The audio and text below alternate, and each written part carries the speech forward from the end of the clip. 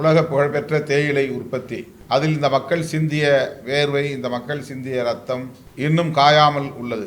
ஆகவே அந்த உழைப்பால் உருவாகி இருக்கக்கூடிய தேயிலை தோட்டத்தை பாழ்படுத்தாமல் அதை தொடர்ந்து நிர்வாகத்தை கையில் எடுத்து தமிழ்நாடு அரசு நடத்த வேண்டும் என்பதை வலியுறுத்துகிறோம். மாஞ்சோலை தோட்ட தொழிலாளர்கள் நீங்கள் மேலே போய் பார்த்தீங்கன்னா அந்த பகுதி சாலைகளே இல்லாத ஒரு பகுதியாக இருக்குது.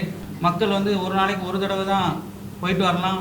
பெண்கள் மாதத்துக்கு ஒரு முறையோ இல்லை வருடத்துக்கு ஒரு முறையோ வெளியே போகிற ஒரு சூழல் தான் இருக்குது. இதை நம்ம மனசு இதற்கு முன்னாடி அரசின் பார்வைக்கு இது போனதோ போகலையோ பல்வேறு காரணங்கள் இருந்திருக்கலாம். ஆனால் இன்றைக்கி இதை அரசோட கவனத்துக்கும் மக்களோட பார்வைக்கும் நம்ம கொண்டு போகக்கூடிய தேவைகள் ஒன்று இருக்குது. அதனால தான் தோழர் திருமுருகன் காந்தி அவர்களை நான் நேரடியாகவே அந்த பகுதிக்கு அழைச்சிட்டு போனேன். அந்த மக்கள் அழுகாத ஒரு நபர் கூட இல்லை, ஆண்களும் கண்ணீர் சிந்துற ஒரு நிலைமை தமிழகத்தில் வந்திருக்குது. அப்போ இதில் நம்ம அரசியலாக இதை பார்க்காம ஒரு மக்களோட வாழ்வாதார பிரச்சனை நினச்சி ஊடக நண்பர்கள்லாம் நீங்களும் உங்களோட பங்குக்கு இது தமிழக அரசோட பார்வைக்கு கொண்டு போகணும்னு சொல்லி அந்த ஏழை மக்களின் சார்பாக உங்களோட கேட்டுக்கொள்கிறேன். ஊடக நண்பர்களுக்கு எங்களது வணக்கங்களை தெரிவித்துக் கொள்கின்றோம். இன்றைக்கு மாஞ்சோலை தேயிலை தோட்ட தொழிலாளர்களினுடைய வாழ்வு உரிமையை உறுதி செய்ய வேண்டும். தமிழ்நாடு அரசு அதற்குரிய அழுத்தங்களை அந்த நிறுவனத்திற்கு கொடுக்க வேண்டும். மேலும் அம்மக்களினுடைய வாழ்வாதாரம் குறித்தான ஒரு கொள்கை முடிவை எடுத்து அவர்களை பாதுகாக்க வேண்டும் என்ற கோரிக்கையை முன்வைத்து இந்த ஊடக சந்திப்பு நடக்கிறது. இந்த ஊடக சந்திப்பிற்கு மரியாதைக்குரிய தோழர் பாராளுமன்ற உறுப்பினர் விடுதலை சிறுத்தைகள் கட்சியினுடைய தலைவர் முனைவர் தொல் திருமாவளவன் அவர்கள் தலைமையேற்கிறார். அவரோடு மார்க்சிஸ்ட் கம்யூனிஸ்ட் கட்சியினுடைய தோழர் பத்ரி அவர்களும், தேவேந்திரகுல மக்கள் முன்னேற்ற பேரவையினுடைய தலைவர் மரியாதைக்குரிய தோழர் எஸ்.ஆர். பாண்டியன் அவர்களும், விடுதலை தமிழ் புலிகள் கட்சியினுடைய தோழர் குடந்தை அரசன் அவர்களும், தந்தை பெரியார் திராவிட கழகத்தினுடைய சென்னை மாவட்ட தலைவர் தோழர் குமரன் அவர்களும் மற்றும் எஸ்டிபிஐ கட்சியினுடைய பொறுப்பாளர் தோழர் அஸ்கர் அலி அவர்களும் இங்கே பங்கெடுத்திருக்கிறார்கள். இது மட்டுமல்லாமல் எங்களோடு மாஞ்சோலை தேயிலை தோட்டத்தில் நீண்ட காலமாக தலைமுறையாக பணியாற்றி வரக்கூடிய அந்த மக்களினுடைய பிரதிநிதியாக மரியாதைக்குரிய தோழர் ஆனந்தராஜ் அவர்களும் மரியராஜ் அவர்களும் இங்கே நம்மோடு இணைந்திருக்கிறார்கள். அந்த மக்களினுடைய பிரதிநிதிகளாக அவர்கள் இங்கே வந்திருக்கிறார்கள். இந்த ஊடக சந்திப்பின் வாயிலாக நாங்கள் தமிழ்நாடு அரசிற்கு வைக்கக்கூடிய கோரிக்கை, இந்த மக்கள் வெள்ளையர் காலத்திலே அங்கே மாஞ்சோலை தேயிலை தோட்டத்தை உருவாக்குவதற்காக அங்கே பணியமர்த்தப்பட்டவர்கள் 4 தலைமுறைகளாக அங்கே தேயிலை தோட்டத்தில் பணியாற்றி வருகிறார்கள். வெள்ளையர் காலத்தில் தேயிலை தோட்டம் என்பது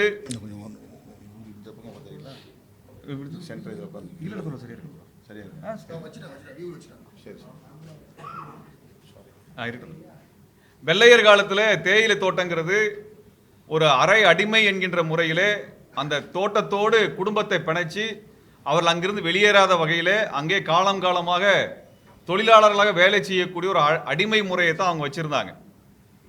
அந்த மாதிரியாக கொண்டு செல்லப்பட்ட குடும்பங்கள் கிட்டத்தட்ட 4 தலைமுறையாக மாஞ்சோலையில் இருக்கிறார்கள்.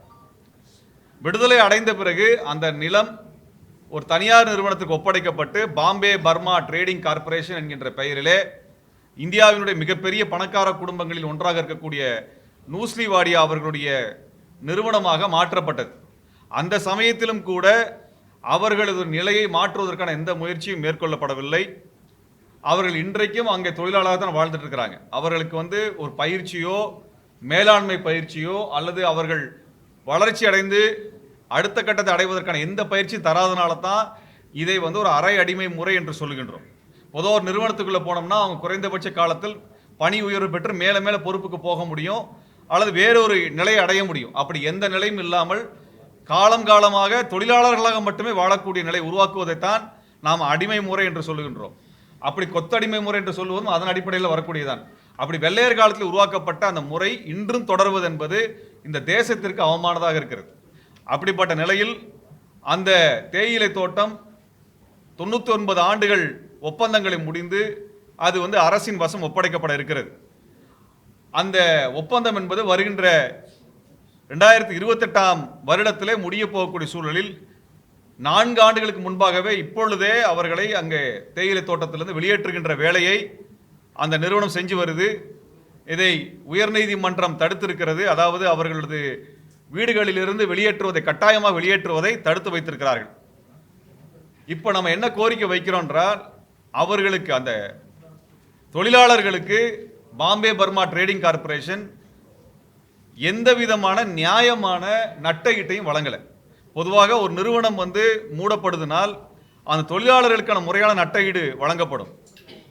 ஆனால் இங்கே நிறுவனத்தை மூடுகின்ற அந்த Bombay Burma trading corporation voluntary retirement லெட்டரை வாங்கிக்கிட்டு அந்த தொழிலாளர்களை வேலையை விட்டு அனுப்புகிறது. முதல்ல மூடப்படுகிற நிறுவனத்துக்கு எப்படி வாலண்டரி ரிட்டையர்மெண்ட் வருதுன்னு தெரியல. ஆனால் அந்த தொழிலாளர்களை ஏமாற்றி கையெழுத்து வாங்கி அவர்களை பாதி மிரட்டி அவர்களிடத்தில் வாலண்டரி ரிட்டையர்மெண்ட்டுக்காக அந்த ஒப்புதல் பெற்றிருக்கிறாங்க. அதை வைத்துக்கொண்டு வெளியேற்றுறாங்க. இது அடிப்படையில் குற்றச் செயலாகத்தான் பார்க்க வேண்டும். ரெண்டாவது, பொதுவாக இந்த மாதிரி நிறுவனம் மூடப்படுதுன்னா அவர்களுக்கு குறைந்தபட்சம் சமீபத்தில் 2 ஆண்டுகளுக்கு முன்பு சென்னையில் இருந்த ஃபோர்டு கம்பெனி, கார் கம்பெனி மூடப்பட்ட போது அவர்களுக்கு கிட்டத்தட்ட 143 நாட்கள், ஒரு வருடத்தில் 143 நாட்கள் என்கின்ற விகிதத்தில் நட்டஈடு கொடுக்கப்பட்டது.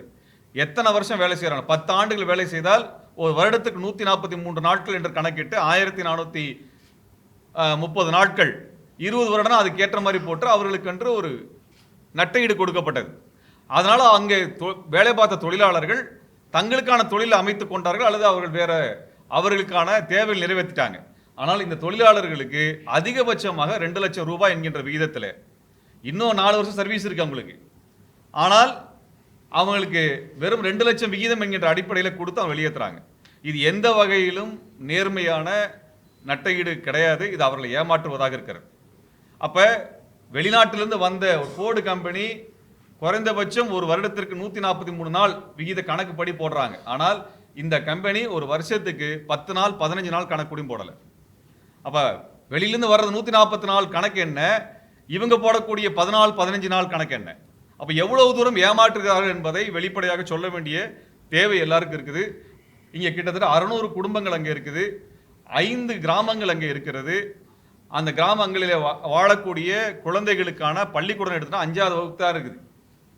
அதற்கு பிறகு அவங்க கீழே படிக்க வேண்டியிருக்கு. மலையிலிருந்து கீழே அவங்க எல்லாருக்கும் குழந்தைகளை ஹாஸ்டலில் தங்க வச்சு தான் படிக்க வைக்கிறாங்க. ஹாஸ்டல் செலவையும் அவங்க தான் பொறுப்பேற்றுக்கிறாங்க. இந்த நிலையில் கடந்த 30லிருந்து 40 நாட்களாக அவர்களுக்கு வேலை தரப்படலை. அதனால் அவங்க கையில் வருமானம் இல்லை. அவர்கள் உணவுக்கு வழி இல்லாத நிலையிலும் இப்போ நெருக்கடிக்கு உள்ளாக்கப்பட்டு வெளியேற்றப்படுகிறார்கள்.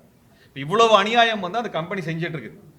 இந்த சமயத்தில் நாங்கள் தமிழ்நாடு அரசுக்கும் மாண்புமிகு முதல்வர்களுக்கு என்ன கோரிக்கை வைக்க விரும்புகிறோம் என்றால், பெரும் உழைப்பை கொடுத்து 4 தலைமுறை உழைச்ச அந்த தொழிலாளர்களுக்கான நட்டஈட்டை அந்த நிறுவனத்திடமிருந்து வாங்கி தருகின்ற ஒரு மாபெரும் பொறுப்பை தமிழ்நாடு அரசு தாமே முன் எடுத்து செய்து தர வேண்டும்.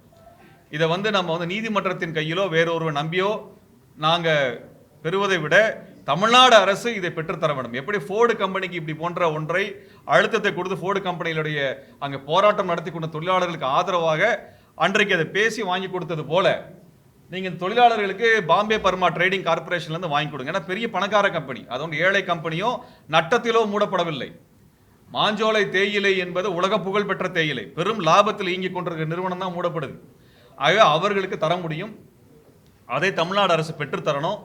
இரண்டாவது, இந்த தேயிலை தோட்டத்தை தமிழ்நாடு அரசே ஏற்று நடத்த வேண்டும். ஏற்கனவே டேன்டீன் நடத்திட்டு இருக்கிறாங்க, அதே போல தமிழ்நாடு அரசே ஏற்று நடத்த வேண்டும். அதை கூட்டுறவாக கூட நடத்தினாலும் இன்னும் மகிழ்ச்சியாக இருக்கும். இது மட்டும் இல்லாமல் 4 தலைமுறையாக ஒரு அடிமைகளை போல வேலை செஞ்சிருக்கிறாங்க. அதுக்கு இது வரைக்கும் எந்த காம்பன்சேஷன் பேக்கேஜுமே வரல. அந்த விஷயத்தை கணக்கில் எடுத்து மிகப்பெரிய அநீதி. அந்த மக்களை வெள்ளைக்காரங்காலத்தில் கட்டாயப்படுத்தி கொண்டு போயிருக்கிறான். அவங்களுக்கு வாழ்க்கையில் முன்னேறவே முடியாத அளவுக்கு தொழிலாளரவே 4 தலைமுறை வச்சு உறிஞ்சி எடுத்திருக்கிறாங்க. அப்போ அப்படிப்பட்ட மக்களுக்கு, வஞ்சிக்கப்பட்ட மக்களுக்கு ஒரு அரை ஏக்கர் அல்லது 1 ஏக்கர் அளவிலே நிலத்தை சமவெளியிலே கொடுத்து இனி வரக்கூடிய தலைமுறைகள் வேற முன்னேற்றத்தை நோக்கி நகரக்கூடிய அளவிற்கு ஒரு சமூக நீதி தீர்வை தமிழ்நாடு அரசு தர வேண்டும். ஏன்னா 600 குடும்பங்கள் தருவது என்பது சிரமமான காரியம் அல்ல. இது ஒரு வரலாற்றில் இழைக்கப்பட்ட பெரிய அநீதிங்க. இது ஒரு மிகப்பெரிய அநீதி, வரலாற்றில் இழைக்கப்பட்ட அநீதி. அந்த அநீதிக்கான நீதியை இந்த ஆட்சியிலாவது அந்த தொழிலாளர்கள் கிடைக்க வேண்டும் என்பதை இச்சமயத்திலே நாங்கள் கோரிக்கையாக வேண்டுகோளாக தமிழ்நாடு அரசிற்கு வைக்க விரும்புகின்றோம். பாதிக்கப்பட்ட மாஞ்சோலை தொழிலாளர்களுக்கு உரிய நீதி வழங்க வேண்டும், அவர்களுக்கு உரிய பாதுகாப்பை உறுதிப்படுத்த வேண்டும் என்று தமிழ்நாடு அரசை அனைவரும் சேர்ந்து வலியுறுத்துகிறோம். பிரிட்டிஷ் ஆட்சி காலத்திலே போடப்பட்ட ஒப்பந்தம், இந்த ஒப்பந்த காலம் நிறைவடைந்த நிலையில் அந்த நிறுவனம் ஒப்பந்தத்தை முடித்துக்கொண்டு வெளியேறுவதில் ஆட்சேபனை இல்லை. ஆனால் அங்கே நிறுவப்பெற்ற தேயிலை தோட்டம், தேயிலை உற்பத்தி, அதற்கான கட்டமைப்பு வசதிகள் அப்படியே உள்ளன. ஆகவே அதனை இன்னொரு நிறுவனத்திடம் ஒப்படைக்கலாம், அல்லது இங்கே தோழர் திருமுருகன் காந்தி அவர்கள் சொன்னதைப் போல தமிழ்நாடு அரசே எடுத்து தொடர்ந்து தேயிலை உற்பத்தியை நடத்த வேண்டும். இதுதான் சரியான தீர்வாக இருக்க முடியும். மாறாக அங்கே தலைமுறையாக கிட்டத்தட்ட 4 தலைமுறையாக இந்த மாஞ்சோலை தோட்டத்தை பண்படுத்தி செம்மைப்படுத்திய தொழிலாளர்களை வெறுங்கையோடு விரட்டி அடிப்பது ஏற்புடையதல்ல. இது பெரும் அநீதி, மாபெரும் சுரண்டல். ஆகவே தமிழ்நாடு அரசு உடனடியாக இதில் தீவிரமாக தலையிட வேண்டும். தொழிலாளர்களின் கோரிக்கைகளை கனிவோடு பரிசீலிக்க வேண்டும். தோழர் திருமுருகன் அவர்கள் சுட்டிக்காட்டியதைப் போல அந்த ஒப்பந்த நிறுவனத்திடம் அழுத்தம் கொடுத்து தனியார் நிறுவனங்கள் தொழிற்சாலையை அல்லது உற்பத்தியை நிறுத்துகிற போது, மூடுகிற போது தொழிலாளர்களுக்கு எத்தகைய இழப்பீட்டை வழங்கியிருக்கிறார்கள் என்பதற்கு பல முன்மாதிரிகள் உள்ளன. இதுதான் ஃபோர்டு கம்பெனியை சொன்னார். அதேபோல இந்த தொழிலாளர்களுக்கும் உரிய இழப்பீட்டை பெற்றுத் தருவதற்கு இந்த பிபிடிசி என்கிற நிறுவனத்தோடு தமிழ்நாடு அரசு பேச வேண்டும், வலியுறுத்த வேண்டும், அதை பெற்றுத் தருவதற்குரிய நடவடிக்கைகளை மேற்கொள்ள வேண்டும். டான்டி மூலமாக இந்த மாஞ்சோலை தோட்டத்தை கையகப்படுத்தி தொடர்ந்து இந்த தொழிலாளர்கள் பணியாற்றுவதற்கு, அங்கேயே தங்கியிருந்து பணியாற்றுவதற்குரிய வழிவகையை உருவாக்க வேண்டும்.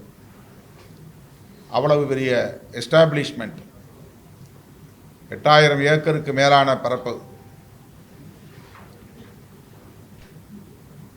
உலக புகழ்பெற்ற தேயிலை உற்பத்தி, அதில் இந்த மக்கள் சிந்திய வேர்வை, இந்த மக்கள் சிந்திய ரத்தம் இன்னும் காயாமல் உள்ளது. ஆகவே அந்த உழைப்பால் உருவாகியிருக்கக்கூடிய தேயிலை தோட்டத்தை பாழ்படுத்தாமல் அதை தொடர்ந்து நிர்வாகத்தை கையில் எடுத்து தமிழ்நாடு அரசு நடத்த வேண்டும் என்பதை வலியுறுத்துகிறோம். இது மிக முக்கியமான கோரிக்கை, இன்னும் சொல்லப்போனால் முதன்மையான கோரிக்கை. பிபிடிசியுடன் பேச்சுவார்த்தை நடத்துகிற போது மணி பேக்கேஜ் நிதி, இழப்பீட்டு நிதி என்று மட்டுமில்லாமல் அவர்களுக்கு வாழ்வாதாரத்தை உறுதிப்படுத்துவதற்கு சமவெளி பகுதியில் தலா 1/2 ஏக்கர் நிலம் அவர்கள் வீடு கட்டிக்கொள்வதற்கும் விவசாயம் செய்வதற்கும் ஏற்ற வகையில் பேச்சுவார்த்தை மூலம் பெற்றுத்தர வேண்டும் என்றும் வலியுறுத்துகிறோம். இந்த கோரிக்கைகள் பாதிக்கப்பட்ட தொழிலாளர்களின் நலன்களில் இருந்து முன்வைக்கப்படுகிறது. தமிழ்நாடு அரசு இதில் உடனடியாக தலையிட வேண்டும். உரிய தீர்வை, நீதியை வழங்க வேண்டும் என்று விடுதலை சிறுத்தைகள் கட்சியின் சார்பில் வலியுறுத்துகிறோம். திமுக கூட்டணி கட்சியினர் இன்னமும் மாஞ்சோலை தொடர்பா அழுத்தம் கொடுத்தது பத்தலையோ அப்படின்னு தோணுது. உண்மைதானா? எப்படி நினைக்கிறீங்க? நீங்க எதிர்பார்க்கிற அளவுக்கு அழுத்தம் கொடுப்போம். இல்ல, போராட்டம் ஆர்ப்பாட்டம்னு மக்கள் வெளியேற்றம் தொடங்கிருச்சு. நீதிமன்ற உத்தரவு மட்டும் இல்ல அப்படின்னா இன்னும் மக்கள் இருந்திருக்க முடியாது. நீதிமன்றம் மட்டும் தான் அவங்களோட உத்தரவு மட்டும் தான் ஸ்டாப் பண்ணிருக்கு. இத்தகைய ஒரு சூழல்ல ஒரு இட பாதுகாப்பு இல்லாம மக்கள் இருக்கிறாங்க. ஆனா பெரிய அளவு கண்டனம், போராட்டம் எதுவுமே நடக்கலையோ? அரசின் கவனத்திற்கு கட்டாயமாக இதை எடுத்துச் செல்வோம். உரிய அழுத்தம் கொடுப்போம். புலிகள் காப்பகமா நீதிமன்றம் இந்த பகுதிகளில் அறிவிச்சிருக்காங்க. அப்படி புலிகள் காப்பகமா நீதிமன்றம் அறிவித்த ஒரு இடத்துல பாத்தீங்கன்னா அது அரசனுடைய கட்டுப்பாட்டில் தான் யாரும் வசிக்க முடியாது. அது 23 ஏக்கர் அளவில் தான். அது 8000 ஏக்கருக்கு மேலான பெரிய பரப்பு. அதில் வெறும் 23 ஏக்கர் பகுதியை தான் ரிசர்வ்டு ஃபாரஸ்ட்னு அறிவிச்சிருக்கிறாங்க. அது ஒன்றும் பிரச்சனை இல்லை. தொழிலாளர்கள் அதை ஒரு பிரச்சனையாக கருதலை. தொழிலாளர்கள் கம்ப்ளைண்ட் பண்றதுக்காக கலெக்டர் ஆபீஸுக்கு போய் கலெக்டர் கம்ப்ளைண்ட் பண்றாங்க. அவரு திருநெல்வேலி மாவட்ட ஆட்சியர் மாஞ்சோலை மக்களை அவமானப்படுத்துற மாதிரி நடந்துக்கிறாங்க சொல்லி வெளியில செய்தியாளர் சந்திப்புல அந்த மக்கள் வேதனையா தெரிவிக்கிறாங்க. இந்த விஷயத்தை எங்களால அரசு கிட்ட கொண்டு போக முடியலன்னு சொல்றாங்க. இது எப்படி பாக்குறீங்க? பியூரோக்ராட்டிக் எப்படி பாக்குறீங்க? அந்த மாதிரி நடந்திருந்தால் அது கண்டனத்திற்குரியது. யார் பாதிக்கப்பட்டார்களோ அவர்கள் அதை புகார் மனுவாக தந்தால் நாம் உயர் அதிகாரிகளின் கவனத்திற்கு அல்லது முதலமைச்சரின் கவனத்திற்கு எடுத்துச் செல்வோம். அரசு இது சம்பந்தமா இது வரைக்கும் பல டைம் இது சம்பந்தமா விவாதம் நாட்கள் ஆயிடுச்சு. ஆனா அரசு தரப்புல இதுல சம்பந்தமா எதுவுமே அதனால தான் இந்த பிரஸ் மீட் போட்டுருவோம். அதிகாரிகள்கிட்ட போகிறதுக்கு முன்னாடி, முதலமைச்சரை பார்க்கறதுக்கு முன்னாடி ஊடகங்களை சந்தித்து இதை மக்கள் மயப்படுத்த வேண்டும், மக்களின் பார்வைக்கு கொண்டு செல்ல வேண்டும் என்கிற ஒரு நல்லெண்ணத்தின் அடிப்படையில் தான் இந்த ஊடகவியலாளர் சந்திப்பு நடக்கிறது. மாஞ்சோலை தொழிலாளர்களும் இங்கே உடன் இருக்கிறார்கள். மதுரை உயர்நீதிமன்ற கிளையே வலியுறுத்திட்டு மக்களுக்கு மறுவாழ்வு செய்யணும், அப்படி இல்லைன்னா அந்த தேயிலை தோட்டத்தை அரசே ஏற்று நடத்தணும் அப்படின்னு சொல்லி அந்த மாதிரி ஆர்டர் இருக்காங்க. 22ஆம் தேதி தமிழக அரசு பதிலளிக்கும் வழக்கு நடந்துட்டு இருக்கு. அது குறித்து ஏதாவது அழுத்தம் கொடுக்கறதுக்கான கோர்ட்ல இருக்கிற நாட்கள் தான் இருக்கு. கோர்ட்ல இருக்குல்ல கேஸ். கோர்ட்ல என்ன ஆர்டர் வருதுன்னு பார்க்கலாம். தொழிலாளர்கள் சிபிஎம் தொழில் 2019 ஏற்கனவே அவங்களுக்கு ஒரு பட்டா கொடுத்திருந்தாங்க. கீழே மணிமுத்தாறுல 110 குடும்பத்துக்கு கொடுத்திருந்தாங்க. ஆனா அந்த பட்டா ஒரு குறிப்பிட்ட ஆசிரமத்தை சேர்ந்த பட்டான்னா மனைப்பட்டாவா நிலப்பட்டாவா? மனைப்பட்டா. அவங்க மாஞ்சோலையில் வந்தவங்க ரெப்ரசன்டேட்டிவ் ஏற்கனவே பணி முடிந்து வீடு திரும்பினவங்களா? அது கொடுத்த பட்டாவை ஆக்கிரமிச்சு இலவச மனைப்பட்டா. இலவச பட்டாவை சொல்லி கவர்மெண்ட் கொடுத்தாங்க. பட்டாவை கொடுத்து இடத்த இது வரைக்கும் யாருமே நெல்ல கட்டல. நேர்ல போய் பார்க்கும்போது அது தெரிஞ்சது. பட்டா கையில வச்சிருக்காங்க, நிலம் தெரியல அவங்க. அந்த இடத்த நாங்க நேர்ல போய் ஐடென்டிஃபை பண்ணி பார்க்கும்போது ஒரு பர்டிகுலரா ஒரு ஆசிரமம் ஆக்கிரமிச்சு வச்சிருக்காங்க. 3.5 ஏக்கர் நிலம் சுத்தி ஆக்கிரமிச்சு வச்சிருக்காங்க. அதுல மொத்தமா 106 மாஞ்சோலை ஊத்து காக்காட்சியில் உள்ள மக்களுக்கான நிலம் இருக்குது. ஆனா இன்னமும் அதை ஐடென்டிஃபை பண்ண முடியல. இது சம்பந்தமா தாசில்தார்கிட்ட பேசணும்னா எந்த ரெஸ்பாண்டும் பண்ண மாட்டேங்காரு. 3 வருஷம் ஆனதுனால காலாவதி ஆயிடுச்சுன்னு சொல்றாங்க. எப்படி பாக்குறீங்க? அது நிறைய இடங்கள் அந்த மாதிரி பட்டா கொடுத்து நிலம் அளந்து கொடுக்காம போனால் அது காலாவதி ஆயிடுச்சுன்னு சொல்லிட்டு மறுபடியும் அந்த லேண்டை எடுத்துக்கிற ஒரு நடைமுறை இருக்குது. அது இந்த சட்டமன்றத்தில் கூட விவாதிக்கப்பட்டது. மறுபடியும் நம்ம முயற்சி பண்ணி இந்த நிலைமையை எடுத்து சொன்னாக்க அதை திரும்ப அதே நபர்களுக்கான இடமா அதை ஐடென்டிஃபை பண்ணி கொடுப்பாங்க. அது அது மாதிரி சில இடங்களில் தருமபுரியில் கூட நடந்திருக்குது, கிருஷ்ணகிரியில் நடந்திருக்கு. பல இடங்களில் இதே மாதிரி முதல்வர் வருகிற போது அல்லது அமைச்சர்கள் வருகிற போது பட்டா யார் யார் கோருகிறார்களோ அவர்களுக்கு பட்டா கொடுத்துருவாங்க. லேண்ட் அக்விசிஷனில் பிரச்சனை இருக்கும், அது அப்படியே தேங்கிடும். அந்த லேண்ட் ஓனர்ஸ் வழக்காடுவாங்க, இல்லைனா எதிர்ப்பு தெரிவிப்பாங்க, ஏதாவது பிரச்சனை பண்ணி ஒரு இடத்த தேர்வு பண்ணுவாங்க. அதில் 2 பேர் ஓகே சொல்லியிருப்பாங்க, ஒருத்தர் ஓகே சொல்லியிருக்க மாட்டார். அதனால் அது டிஸ்பியூட்டாக மாறிடும், அப்படியே தேங்கி நின்றுடும். அது சில நேரங்களில் கோர்ட்டில் போய் தேக்கம் அடைஞ்சிடும். இப்படி சில பிரச்சனைகள் தமிழ்நாடு முழுக்க இருக்குது. கிட்டத்தட்ட 20,000க்கும் மேற்பட்ட வழக்குகள் மனைப்பட்டாவுக்கென்று கையகப்படுத்தப்பட்ட நிலங்கள் அளந்து விடப்படாமலும் அல்லது அளந்து விட்டாலும் குடியேற முடியாமலும் கையகப்படுத்தினாலும் அது அரசாங்கம் எடுக்க முடியாமலும் இப்படி பல சிக்கல்கள் தமிழ்நாடு முழுக்க இருக்கிறது. அதிலே இது ஒன்றாக இருக்கிறது என்பதை இப்போது நாம் அறிகிறோம். இதை உரிய அதிகாரிகளின் கவனத்திற்கு எடுத்துச் செல்வோம், அல்லது தேவைப்பட்டால் முதல்வரிடத்திலேயே எடுத்துச் செல்வோம். யார் யார் மனைப்பட்டா வாங்கினாங்க அந்த பயனாளிகள் பட்டியல் தெரிந்தால் இந்த பட்டியலை கொண்டு போய் நாம் கொடுக்கலாம்.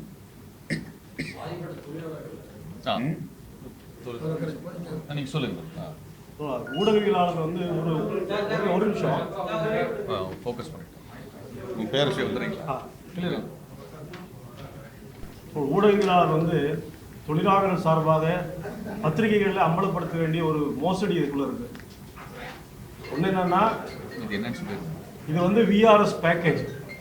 அவங்க வந்து தொழிலாளருடைய இக்னரன்ஸை பயன்படுத்திட்டு, அறியாமையை பயன்படுத்தி நிறுவனம் அறிவித்திருக்கிற விஆர்எஸ் பேக்கேஜ். இது என்ன சொல்லியிருக்காங்கன்னா, அதாவது வந்து 50 வயதிலிருந்து 59 வயதும் இருக்கக்கூடிய தொழிலாளர்கள் எவ்வளோ சர்வீஸ் பண்ணியிருந்தாலும் சரி, கடைசியாக வாங்கின 24 மாதங்களுடைய ஊதியத்தை வாங்கி கொண்டு ஷிஃப்டிங் அலவன்ஸ்னு சொல்லி இடம்பெயர்வுக்காக ஒரு 10,000 இது மட்டும்தான் கொடுக்க முடியும்னு சொல்லியிருக்கிறாங்க. 50 வயதுக்கு உட்பட்ட தொழிலாளர்களுக்கு கடைசியாக வாங்கின 18 மாத சம்பளம் மட்டும் வாங்கிட்டு ஒரு 10,000 ரூபாய் கூடுதலாக கொடுத்துட்டு நீங்கள் இங்கிருந்து வெளியே போகணும்னு சொல்லி கையெழுத்து வாங்கியிருக்கிறாங்க. இது வந்து எந்த வகையிலும் ஏற்றுக்கொள்ள முடியாத ஒரு ஒப்பந்தம். தொழிலாளர்களுக்கு, இந்த சாதாரண தொழிலாளர்களுக்கு ஒரு பெரிய விழிப்புணர்வு இருக்காது. அவங்க மிரட்டு கையெழுத்து வாங்கியிருக்கிறாங்க. தமிழக அரசு, குறிப்பாக தொழிலாளர் நலத்துறை அமைச்சகம், தொழிலாளர் நல செயலாளர் தலைமையில் பேச்சுவார்த்தை ரொம்ப மோசடி, ஏமாற்றப்பட்டிருக்கு. இந்த மீதர் காம்பன்சேஷனை வாங்கிட்டு நிச்சயமாக அவங்க வெளியே போக முடியாது. அவை எவ்வளவு பெரிய நிறுவனம் என்பது தொழிலாளருடைய அறியாமையை பயன்படுத்தி ஒரு மோசடியில் விட்டிருக்கிறது செய்தியும் சேர்த்து நீங்கள் ஊடகத்துக்கு கொண்டு போனீங்கன்னா தமிழக அரசுக்கு இந்த பத்திரிகையாளர் சந்திப்பின் வாயிலாக இந்த அமைப்புகள் கொடுக்கக்கூடிய அழுத்தம், விரைவில் அனைத்து கட்சி போராட்டம், அனைத்து தொழிற்சங்களுடைய போராட்டம் என்பதும் திருநெல்வேலியில் நடக்குது. இதையும் சேர்த்து கொஞ்சம் தோழர்கள் கொண்டு போகணுங்கிறோம். தொழிலாளர் பேசுறீங்க. ஆனந்தராஜ், மரியராஜ் ஏதாவது சொல்றீங்களா?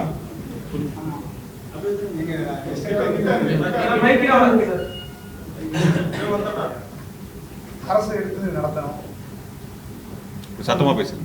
அரசு எடுத்து நடத்தணும், அதான் முக்கியமான கோரிக்கை. அடுத்து இந்த நஷ்டேடு கொடுத்துருக்கிறது வந்து வெறும் 15 நாள் 20 நாளைக்கு தான் கொடுத்துருக்காங்க வருஷத்துக்கு. அது 150 நாள் 200 நாளாக எங்களுக்கு ஓய்வு கொடுக்கணும். இன்னொருத்தர் ஐயா நீங்க சொல்லுங்க. கம்பெனி கொடுத்துருக்க இழப்பீடு வந்து இதை காணாது. வெறும் 2 லட்சத்தை வச்சு ஒரு சென்ட் இடம் கூட எங்களால் வாங்க முடியாது. இதை வந்து முதலமைச்சர் கவனத்துக்கு நாங்கள் கொண்டு வந்திருக்கோம். எங்களுக்கு வந்து சரியான ஒரு தீர்வு காணி எங்களுக்கு நல்ல ஒரு வழிகாட்டணும்னு நாங்கள் அரசிட்ட வேண்டியிருக்கோம். சொல்றீங்களா? அதாவது தொழிலாளர் நிறுவனம் என்று வருகிற பொழுது தொழிலாளர்களோட சட்டப்படி அரசு பேச்சுவார்த்தை நடத்த வேண்டிய தேவையும் இருக்கிறது. எனவே முத்தரப்பு பேச்சு தான் என்கிற அடிப்படையில் தான் இருக்கணும். இருதரப்பு பேச்சால் இருப்பது என்பது ஏற்றுக்கொள்ள முடியாதது. எனவே ஒரு நிறுவனம் தொழிலாளர் என்று வருகிற போது தொழிலாளர் சட்டம் இருக்கிறது, தமிழ்நாடு அரசு இருக்குது. எனவே அரசு தலையிட வேண்டும். முத்தரப்பு பேச்சுவார்த்தையாக இது மாறினாதான் தீர்வு கிடைக்கும் என்பது சொல்லி தொடங்கிட்டுக்கிறோம்.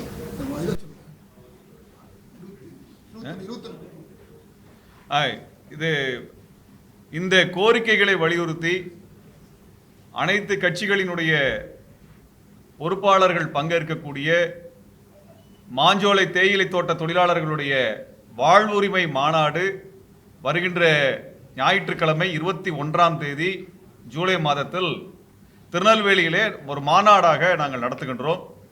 அனைத்து கட்சியினுடைய பொறுப்பாளர்கள் பங்கெடுக்கிறாங்க. இது மக்களுடைய கவனத்திற்கு மட்டுமல்ல, அரசின் கவனத்திற்கு செல்ல வேண்டும் என்பதற்காக இந்த மாநாடு ஒருங்கிணைக்கப்பட்டிருக்கிறது. மே 17 இயக்கம் இதை ஒருங்கிணைக்கிறது. அனைத்து கட்சியினுடைய ஜனநாயக அமைப்புகளினுடைய பொறுப்பாளர்கள் இந்த ஜூலை 21ஆம் தேதி மாநாட்டிலே பங்கேற்கிறார்கள். இந்த மாநாட்டிற்கும் நீங்கள் ஆதரவு தெரிவித்து அதன் மூலமாக 4 தலைமுறையாக வெள்ளையர் காலத்திலிருந்து சுரண்டப்பட்ட ஒரு மக்களுக்கான நீதி கிடைப்பதிலே நாம் அனைவரும் ஒன்றாக கைகோர்த்து நிற்க வேண்டும் என்பதை சமயத்திலே நாங்கள் வேண்டுகோளாக முன்வைக்கின்றோம்.